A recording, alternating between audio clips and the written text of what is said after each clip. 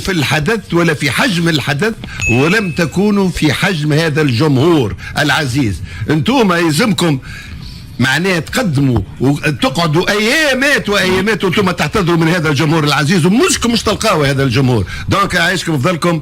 تونس كانت رديئه، مش تونس، المنتخب التونسي صحيح. كان رديء جدا واذا تونس قامت بهذه الاخطاء فان المنتخب هو اللي لازم باش تعمل هذه الاخطاء. كيف نشوف الملاعبيه تبكي وهي خاسره النبردين، نقول ما حسوا كيفنا هذوكم الاولاد. شوف وقت اللي نكونوا مع بعضنا رانا باش ننجحوا مع بعضنا، وقت اللي باش الاخفاق باش يكون جماعي زاد كيف وقت اللي انت في البريود هذه ماكش في التوب دو فورم نتاعك، يلزمنا احنا زاد كاولاد نكونوا معاك كفريق كامل وكزملاء. وراو خلينا نقولوا مش دحمان صحيح يتحمل مسؤوليه نتاع 50% زاد من الحاجات اللي قاعده تصير في المنتخب، لكن حتى الدفاع حتى طالبي كيف زاد إلي طون زاد الطالبي نشوفوه نتاع لوريون الكابيتين نتاع لوريون اللي قاعد يدافع على الوان لوريون كيف ماهوش الحقيقه ماهوش الطالبي اللي قاعدين نشوفوا فيه في البطوله الفرنسيه، واللي المردود اللي قاعد يقدم فيه نورمالمون الاولاد الكل مع بعضهم في المباراه هذه.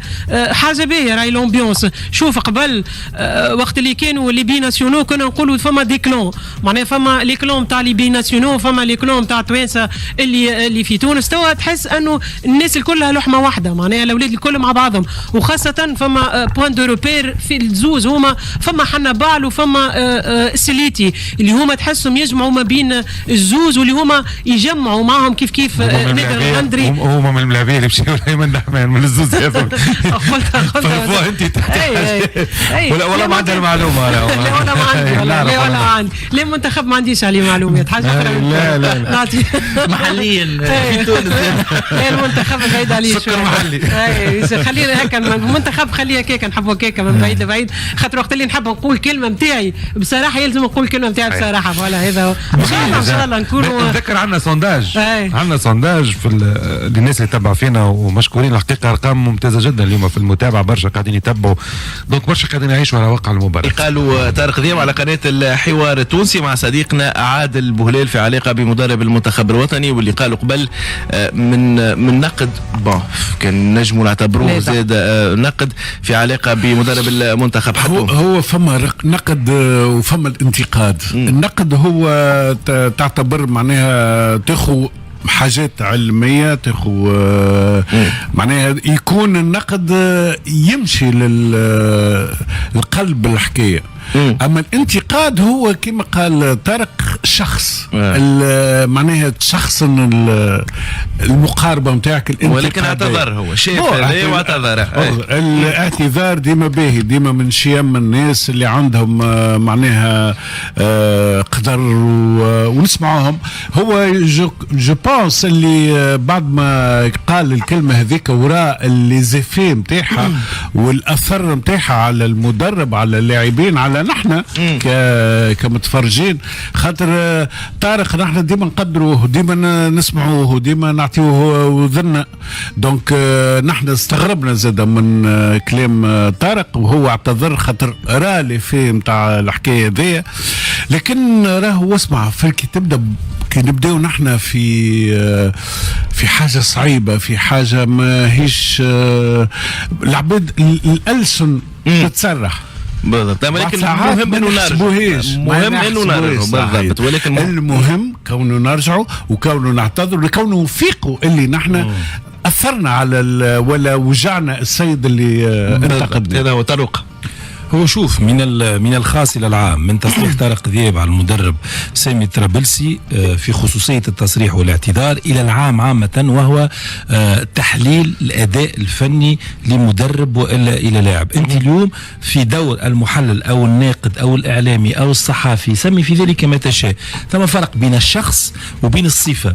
انت تنقد في الصفه، انت تنتقد في الصفه اللي هي صفه المدرب او صفه اللاعب. شنو باش تنتقد فيها؟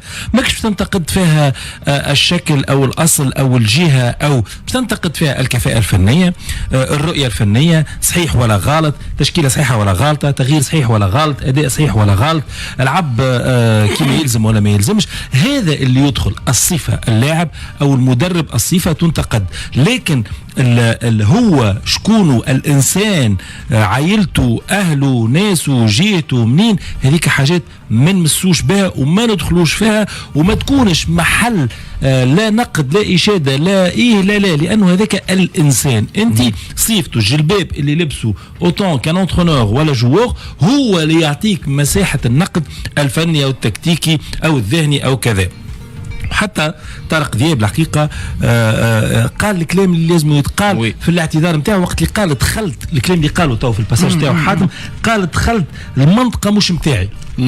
المنطقه نتاعو انه هو النقد الفني، وقال راني ما زلت باش ننتقد وننقد الاداء الفني للناخب الوطني المنتخب، وذلك حق طارق ذياب وحق المحللين الفنيين وحق النقاد الرياضيين. وبالتالي المنطقة اللي ما هيش منطقتنا الكل هي منطقة الإنسان اللي ما تدخلش في تحليل مباراة ولا في اختيار فني ولا في نتيجة ولا في تعادل وإلا في انتصار وإلا في هزيمة. دونك الخلاصة اللي نجم نقولها الإنسان حاجة والصفة هي التي تكون محل نقد وانتقاد ولا إشادة وإلا اللي تحب عليه. وفي هذا الكل نغزل الغدوة ونحكيه ونغزل نهار السبت ونغزل 8 متاع الليل كنا وراء المنتخب 9 متاع الليل 9 اللهم في بالي هو صحيح هو